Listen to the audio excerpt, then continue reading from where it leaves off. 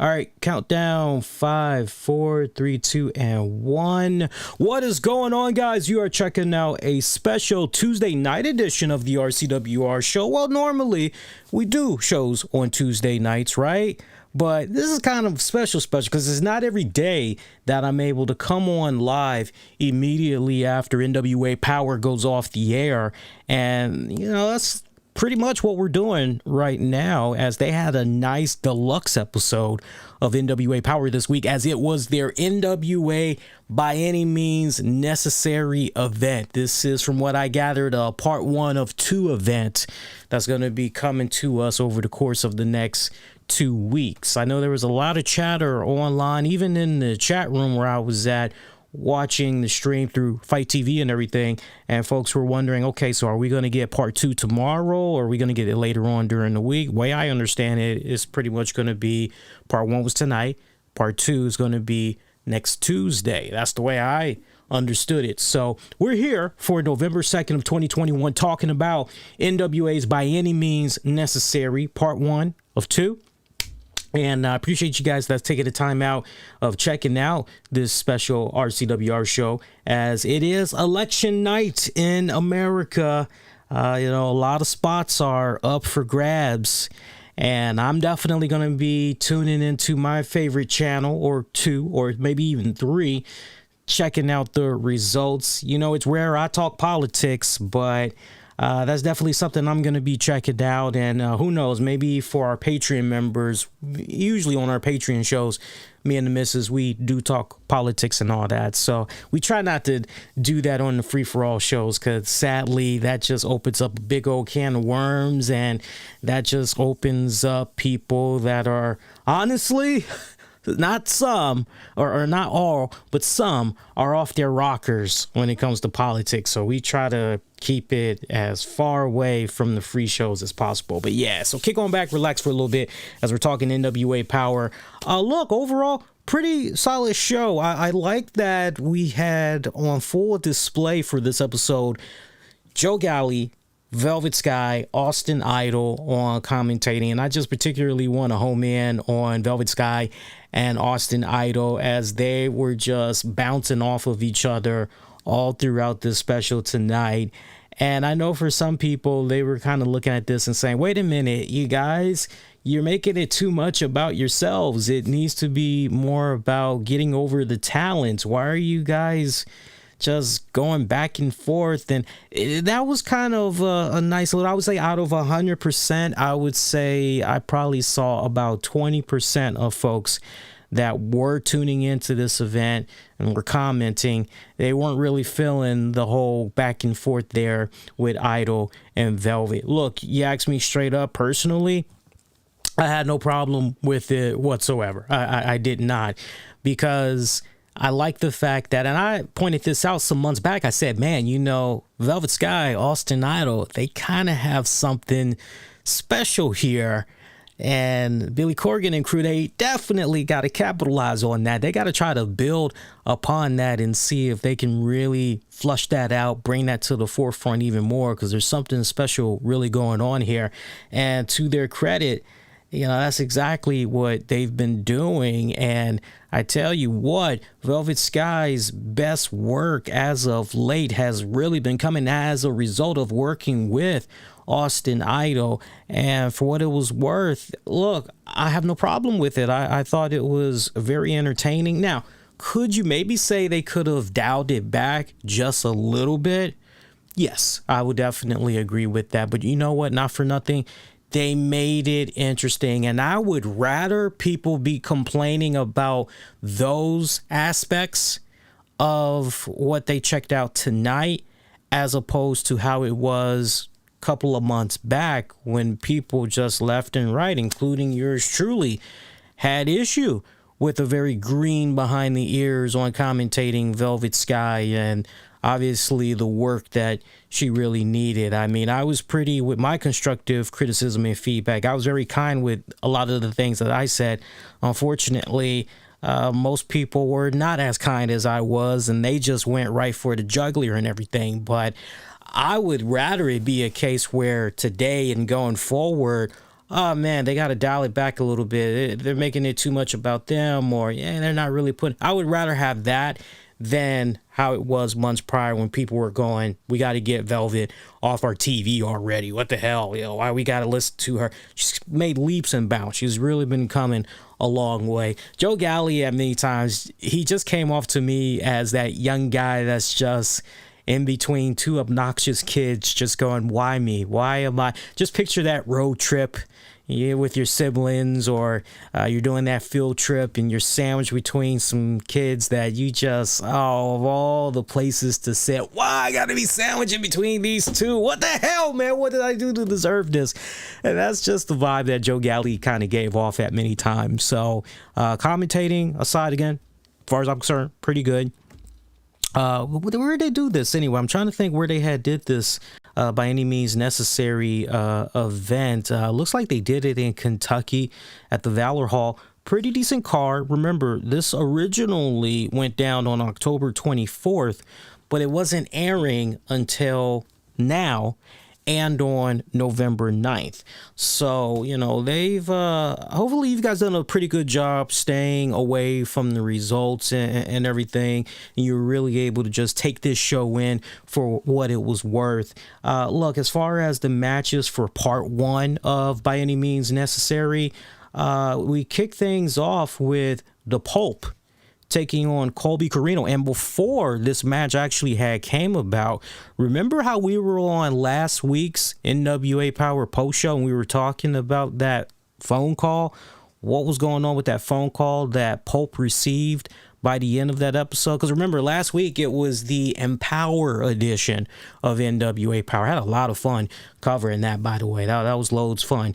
But we were wondering what was going on with that phone call. Where are we going with this exactly? Well, we kind of got a little bit of an idea what that phone call had entailed, as Pope did bring it up. He pretty much said that the person that he was talking to, they had gave him some big news.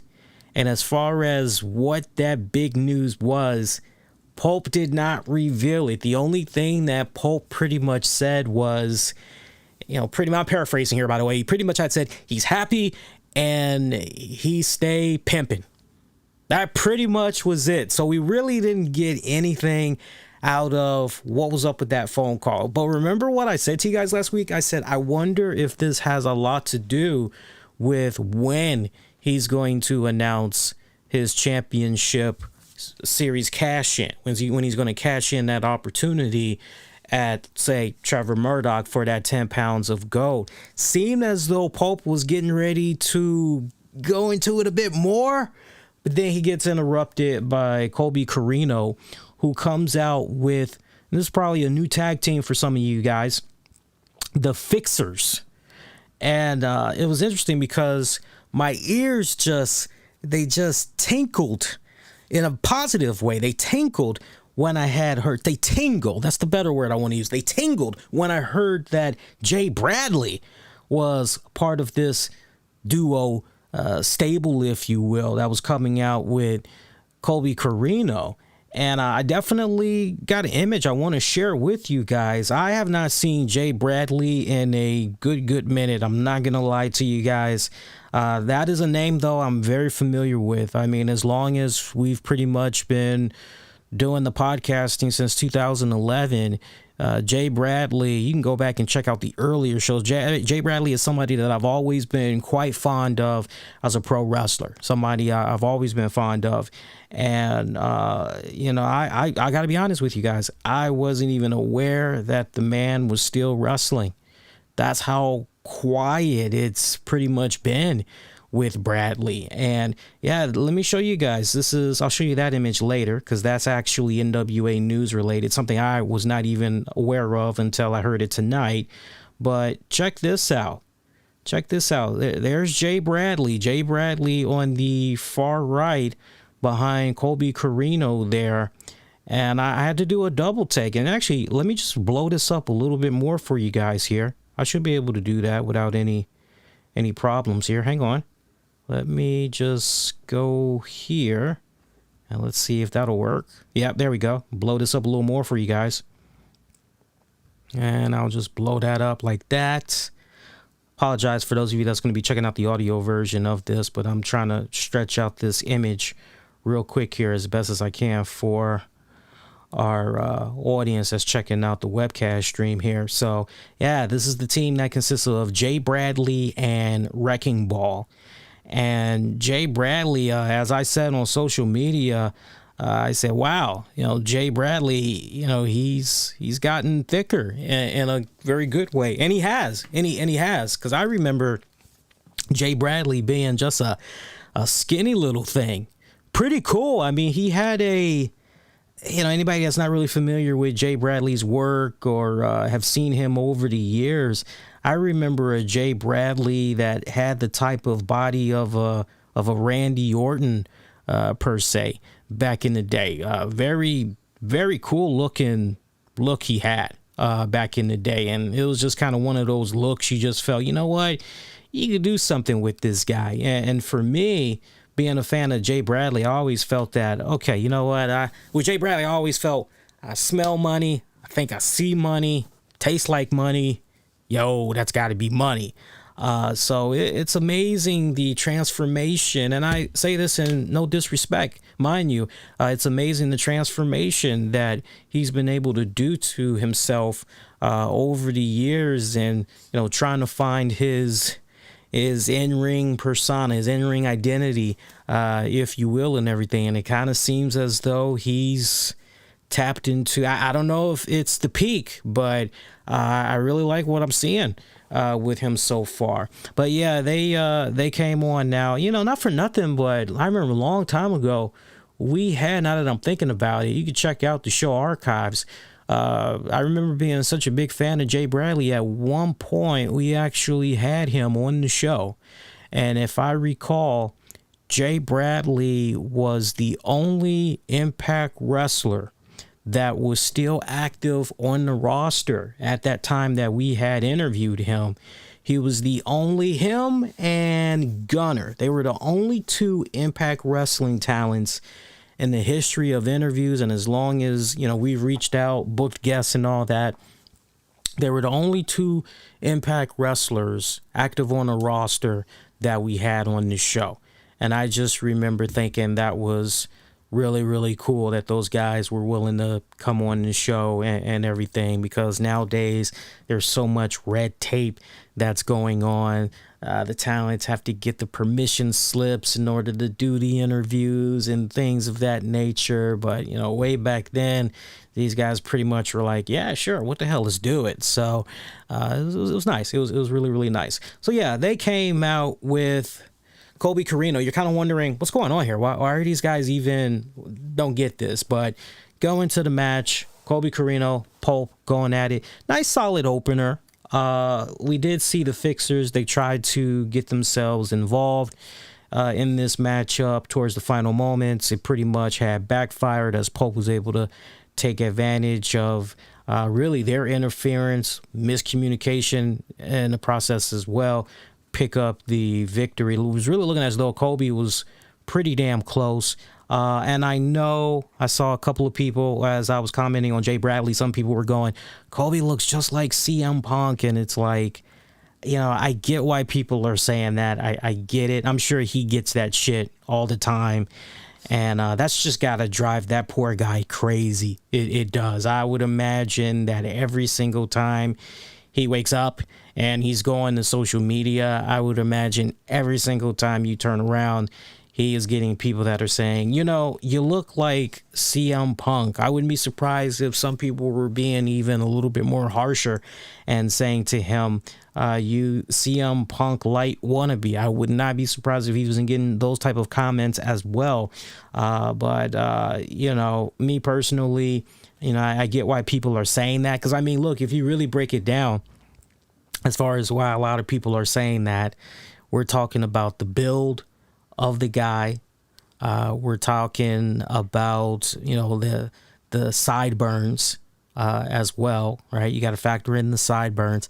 Not so much the hair. It's not really so much the hair, but the size, the stature, the sideburns, the tattoos. I get it. I get why a lot of people are going in that direction. But, you know, for me, be very easy for me to, you know, drink that Kool-Aid and just, it's like, nah, I really don't care who he looks like. What I care about the most is when that bell rings, what's he doing? What's he doing when he's in there? How's he carving out his own identity and everything? And, you know, I think if anything, I wish more people would stop doing the whole, oh, he looks like, and really focus more on what this young man is able to do when he's in that ring. Because when he is in that ring, that guy is very entertaining. Very, very entertaining. And he's got a long way to go. He's only 25 years of age, and he's barely been scratching the surface of his young career.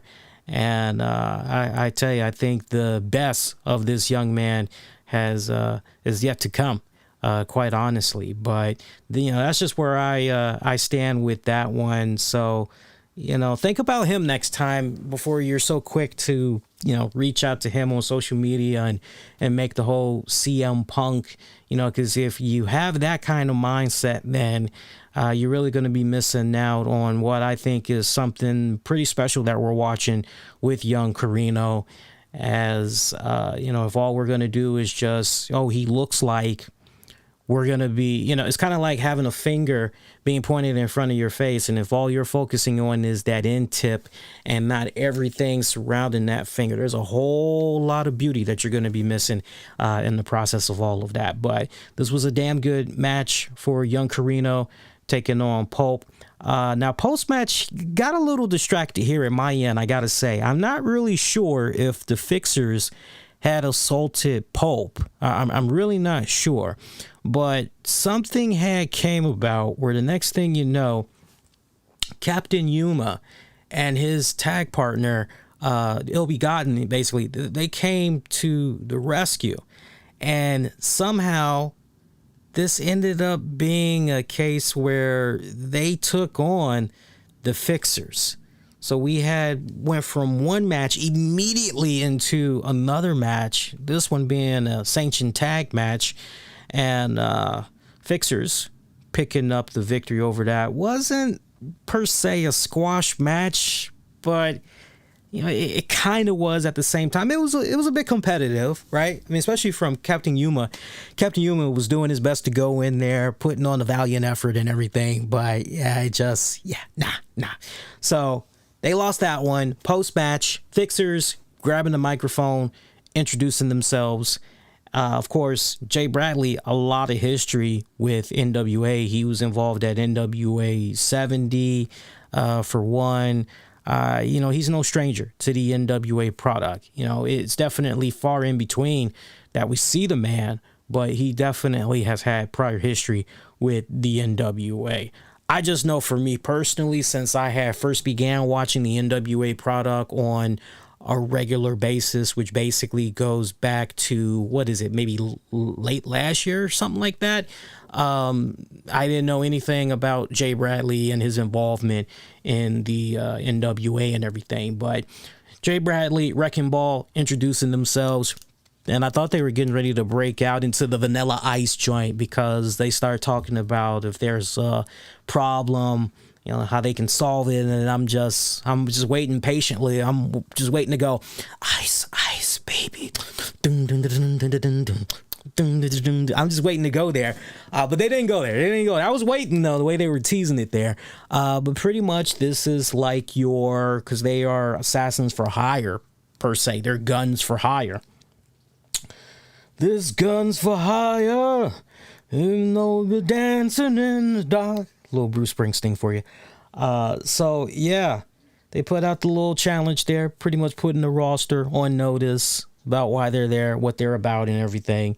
Next thing you know, crashing the scene would be OGK's Matt Taven and Mike Canales.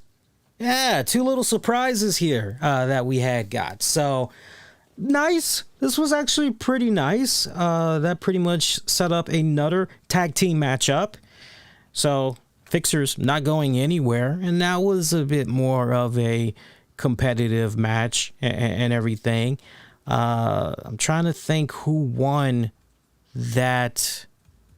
I want to say, oh God, don't fucking quote me right now, because I was doing a lot of multitasking. I'm not really sure. I'm not going to even lie to you guys. I'm not really sure who won that one, because I was doing a whole lot of multitasking, getting ready to set up the show. And so I was here in the studio doing a lot of stuff. So I'm not going to lie to you guys about that one, because I'm really not sure. I would say out of 100%, though, I watched about 90% of that match. Pretty good. I would have loved to had seen post-match, though, the OGK talking with Cal Davis, about, why they were there, what's going on. Maybe that'll play out over the next couple of weeks of NWA Power. We'll have to wait and see. But for what that was worth, that was actually a pretty good tag match. So nice little setup that we had there for those matches. Coming up next, we had, I think it was it Jedias? I'm trying to think if Jedias was next. I kind of feel as though it was Jedias that was next. Jedias was in action against Saul Renaro, singles match. Remember, this was for Jedias's NWA National Championship title shot. If Saul Renaro loses, he cannot challenge for the title again for 18 months. So he's penalized for 18 months. Great matchup. I love the fact that the way that Saul Renaro was booked in this. I mean, obviously, this is that underdog. Dude, you ain't got no chance in hell. I just don't see how the hell you're going to be able to pull this off. But I love the fact that the way this match was set up, it made Saul Renaro look like a legit threat to pulling the upset many times during this, because there was there was a few near falls in this one for Saul Renaro. So I like the way that this was set up and everything, and they did it just right. Look, did I believe at any time Saul was going to? No. However, at the same time, the one thing I did want the most was, well, can we have Saul come out of this looking like he's really giving a good competitive effort and everything?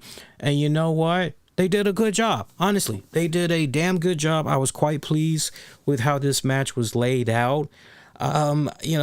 Nothing intimidated me or rattled me as far as the height difference, the size, and, I knew this wasn't going to be a 90-second squash match.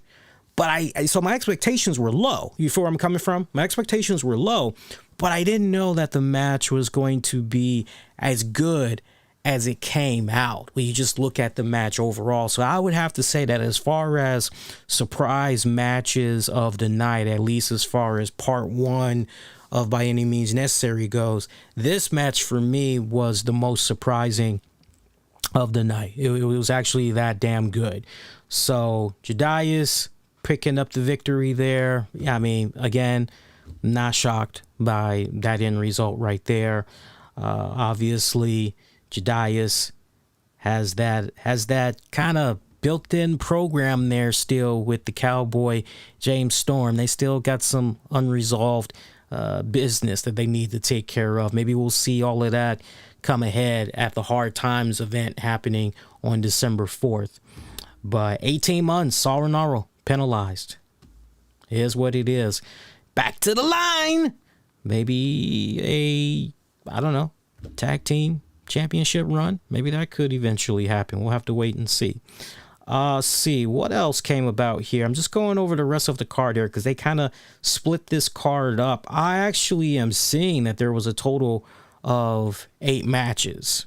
For you guys that might be a little bit curious, there's a total of 8 matches that play out. But when you think about some of what I just told you, that kind of actually stretches the card out a little bit, because I literally just gave you guys 2 bonus matches. So when you kind of stop and think about it, it was, actually 10 matches if you want to get technical. But I want to say the next matchup we got, I'm just kind of going over the order in my head. Forgive me if I'm a little bit off, but I believe the next matchup was actually the Hex in action against Thunder Kitty and Tootie Lynn. This was a tag team matchup for the NWA women's tag titles.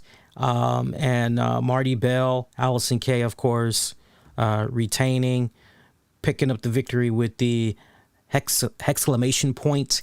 Not surprised right here. Right tag team went over. So this was pretty good. I got my wish, though. I did say, I think it was either on last week's show or the week before, I had said I hope that NWA is not done with Tootie Lynn, and we continue to see Tootie Lynn on a semi-regular basis, and here Tootie Lynn is now. Remember earlier I had talked about there's some news that's attached that I want to bring up. It's NWA related, and it actually ties into this match right here. As originally, I'm trying to think, I believe it was actually Thunder Kitty, possibly, that had replaced, I think it was Thunder Kitty that either replaced Kylie Rae or Tootie Lynn replaced Kylie Rae. But originally, Kylie Rae was supposed to be involved in this tag match. And I remember a couple of weeks ago, I was singing the praises of Kylie Rae and everything. And I know she's definitely made some fans kind of raise an eyebrow, have a little bit of a sour face because they've seen the stuff that's been happening with her. The pause, I guess stop and go, right? Pause, go, pause, go, pause, go. It's like just when you're starting to really, all right, Kylie Rae, boom, she's gone. Seen that in AEW. We've seen that in Impact Wrestling. And now we've essentially seen that in NWA. Well, Kylie Rae had released a statement. I'm not sure how many of you guys were even aware of this. It's very easy for me to have missed this because at the time that she put this post out, I actually was on vacation during this period. So I was out of the country. So even if I wanted to browse the internet, I couldn't do it. And as I had told you guys on some of the shows since I've been back in town, I'm still dealing with getting back into the regular groove of things. So there's still a lot of news that I'm trying to catch up on and everything. But this caught my attention due to Joe Galli and Velvet Sky giving Kylie Rae props, wishing her nothing but the best. And I'm going, what the hell is going on? So Kylie Rae had put out a statement. I'm going to pull this up here for you guys. And those of you that's going to be listening to the audio version, I got your hookup. I'll be reading it to you here of this statement that Kylie Rae put out here. Let me just minimize this just a little tiny bit here. Help you guys out here. Let's minimize this just a little bit more. And we can pretty much do it like that. Yeah, let's actually bring this up a little bit. Okay, so this is what Kylie Rae had said on social media. And I quote, "Due to unforeseen circumstances, I will not be able to perform at Freelance Underground and NWA this weekend, nor AAW next weekend." Is that how you pronounce that promotion? AAW? Or you could say AAW. I'll say AAW next weekend. And keep in mind, the NWA by any means necessary event was actually on the 24th is when they were pretty much doing this event, filming it and all that. She goes on to say, "Unfortunately, I found myself in a relapse situation and need some time for recovery. This has been going on since late August and has gradually regressed since then. I tried holding this in and working through the pain, doing my best to fulfill commitments, but it's become too much and needed help. I have been having a difficult time differentiating what is real and what is fake, especially in these types of environments. Regretfully, I tried masking the pain through marijuana and alcohol." Wow, that's some pretty heavy shit right there. "I tried to be as open as I can with all of you about my mental health struggles, but I was not being honest with the unhealthy coping mechanisms I adapted. For that, I'm deeply sorry. Graciously, with the help of loved ones, I have been working towards sobriety again." I was hoping things would get better by this weekend, but this doesn't seem to be a quick fix. It never is, Kylie Rae. It never is. At this time, I am seeking further help, and I'm hoping to come back a healthier version of myself. I wanted to apologize for any issues this causes. I wanted to thank companies like Freelance Underground, NWA, and AAW for being so understanding and patient throughout this time. Moving forward, I would like to express my gratitude for all of you and the continuous support and compassion you have given me. Whether you were able to understand or not, I always felt your empathy, and I can't thank you enough for that. With love, always. Thank you. So that's what's going on with Kylie Rae. And I got to tell you, when I was initially reading that statement earlier tonight, I just couldn't help but just be, wow, that's just crazy. Like, seriously, that's just crazy what's going on there. And, you know, hearing that, look, you're talking to somebody that has dealt with a loved one or two that has dealt with some type of substance abuse, alcoholism for sure, and mental issues on top of that. And it's not easy. It is not easy. It's definitely not a quick fix. You know, somehow you just, first of all, you got to have the right type of inner circle that's looking out for you, looking out for your best interests, and, you know, doing their part to try to help steer you in the right direction. You're only as good as the support system that you have around you. And second of all, there is no such thing as you just wake up one day and I'm cured. No, you're always going to, unfortunately, be a recovering addict. But it's a case where if you got the right support system, you got the right coping mechanisms, and you have the right mindset from the standpoint of, okay, I know this is wrong. I know I need help. I got to get help. I mean, as long as you have that mindset, then okay, great. Like, it's not a case where people got to do a whole bunch of intervention stuff, or you're a brick wall and it's hard to get through to you. Look, you need to do, like, once you admit, that's priority number one. Once you admit you have a problem and you need help, it makes everything else so easier as far as that set of dominoes and ultimately getting that help that you need. So it sounds like Kylie Rae is, look, again, I'm no Dr. Phil or anything. I'm just going off of my own personal experience with loved ones. You know, it sounds like she's on the right path.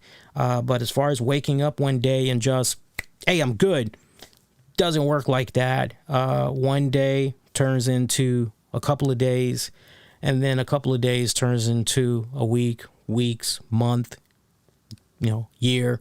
You know, that's how it pretty much strings together. You know, so I definitely want to take this time out, and I'm only going as long-winded as I am about it because I know that there's a lot of Kylie Rae fans. I know at my core, I'm definitely a Kylie Rae fan. I remember some of the stuff that had went down with her and her involvement with AEW, Impact Wrestling, and it just kind of had me go, whoa, what the hell's going on here? You know, why did she, what the hell? It was like building up this great momentum, and now all of a sudden you're just, poof, gone. What the hell's going on here? And, you know, now that we got this kind of a statement that's out there, you know, I got to go back and do my homework, but if I'm not mistaken, this feels like the most open that she's been since we've seen her dip in and out.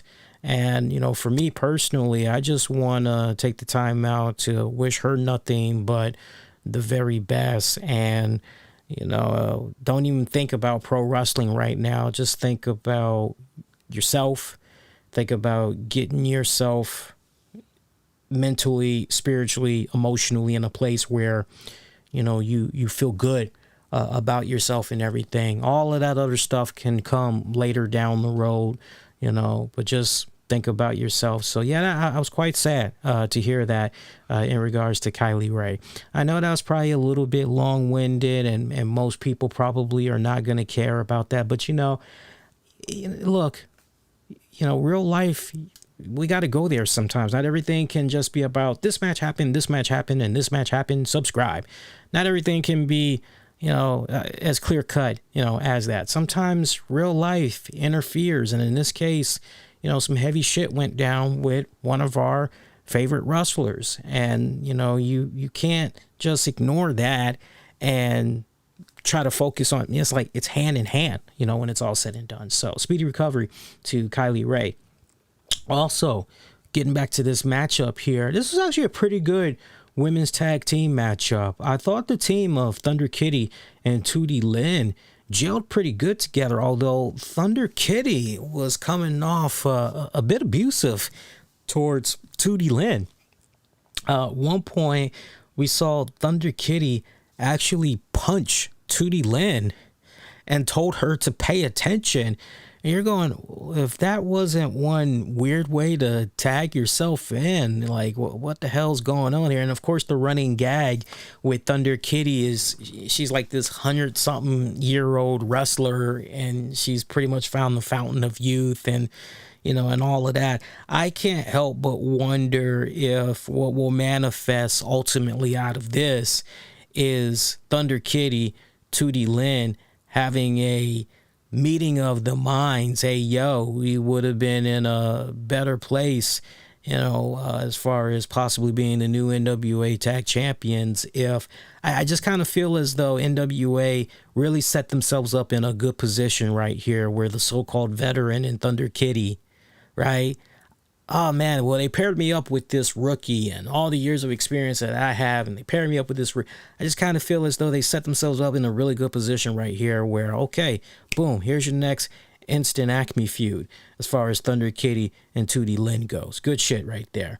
But yeah, the girls, the Hex, they did pretty good. By the way, shout out to Allison K. Allison K had one of the most baddest costumes. I really was just taking it easy on Halloween.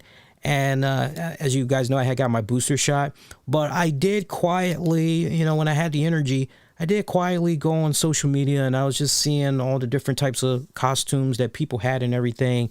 And I got to particularly give a shout out to Allison K, because Allison K had dressed up as one of my favorite Marvel characters, especially as far as X-Men characters go. She dressed up as Rogue, and she had the trademark little brown pilot jacket, the green yellow outfit. I mean, her hair is already set up as it is, so that was pretty badass. If you guys did not see her pics as Rogue, you owe it to yourself. Go check it out when you get a chance. Thunder Kitty, though, Tootie Lynn, coming up pretty short. Allison K, Marty Bell, still your NWA Women's Tag Champions. Let's see, our main event match for at least part one of By Any Means Necessary came down to Cyon and Mims. This pretty much closed out part one. Damn good main event match for part one. Mims, I got to give him mad props, man. Mims has gotten leaner. He has gotten trimmer. I'm loving what I'm seeing with the guy. Seriously, I'm loving what I'm seeing with him. If you did not watch this yet, go back and peep it out. My man has gotten leaner. And it's helping him in the long haul, quite honestly, because he's able to move even quicker and everything, being a little bit more agile and all of that. So I loved how we had a lot of things that was built in here. Not only was this Cyon, Mims, two big men, two big behemoths that's going at it, but you also got the built in here from the standpoint of Austin Idol being at commentary, Cyon having a date with Destiny coming up at Hard Times when he's going to be facing Tyrus for the TV championship. And Austin Idol, Tyrus, they've already promised, we're going to be unmasking Cyon. We kind of got an idea who this guy is, but we're going to embarrass him. Not only is this guy going to lose at Hard Times, but we're going to take his freaking mask off as well. So you got all of this stuff that's just built in here. So I love seeing Cyon come out laser focused on Austin Idol. And Velvet Sky essentially just putting Austin Idol on a silver platter. Yeah, go ahead. Take him. Beat him up. Can't stand him. He's all yours. Go ahead. Take the guy. Please. Please take him. I loved all of that. All of that was pretty fucking awesome. It made me laugh my ass off, quite honestly. I was loving it because, man, Austin Idol, Velvet Sky, they were just going at it left and right. And I ate that shit up. I don't care what anybody else says. Oh, it was a bit over. No, I ate that shit up. I loved it. More, please. It made it entertaining. And look, when it counted the most, Joe was able to rear them back in, and they focused on the matches. And when they needed to mention certain things happening during the matches that we got tonight, they pretty much were there on point and heavily invested. And yeah, so I don't care what anybody says. But Mims and Cyon, good close out here. I love the way that this match was booked because Cyon picking up the victory. He didn't make Mims tap out, but he had him in this crossface hold, if you will, and Mims was struggling to reach to the ropes. I mean, he was almost there. He was almost there for that rope break, but Cyon just taking one of his legs and just stomping on the hand of Mims, pretty much denying him that rope break opportunity. And in the process of all of that, Mims just, okay, he can't get the rope break. He's just there in the middle. Well, not really the middle of the ring. He started off in the middle of the ring, but now he's pretty much just inches away from grabbing one side of the ropes for the rope break, but he's denied, and ultimately he just passes the hell out. Referee is checking on him, lifts the hand up a couple of times and decides, okay, yeah, Mims is knocked out cold. That's it. This is over. Cyon picking up the victory that way. Well booked match. As far as I was concerned, that match was executed extremely well and made both men come out of that looking pretty damn good. I mean, look, not everything needs to be about W's and L's, okay? Not everything needs to be about that. Sometimes, when you think that, oh man, I lost. Oh, what the fuck? Sometimes when you lose, you actually win. Sometimes you actually gain. And in this case, even though it was a losing effort for Mims, at least in my eyes, the young man definitely, I think, made a lot more people. I definitely feel that he put a lot more eyeballs on him from the standpoint of, this Mims, yeah, he's definitely coming along. This guy, I think he's got something special going on here. He came out of this looking like a beast, quite honestly. Now, what NWA does from that standpoint, going forward with Mims, as far as trying to figure out ways to build up from there, got to see how that's going to play out. But hopefully that's kind of what they're thinking. But yeah, a nice deluxe episode of NWA POWERRR, By Any Means Necessary, part 1 of 2. This ran about an hour and 15 minutes, give or take. So a nice deluxe episode. I enjoyed this.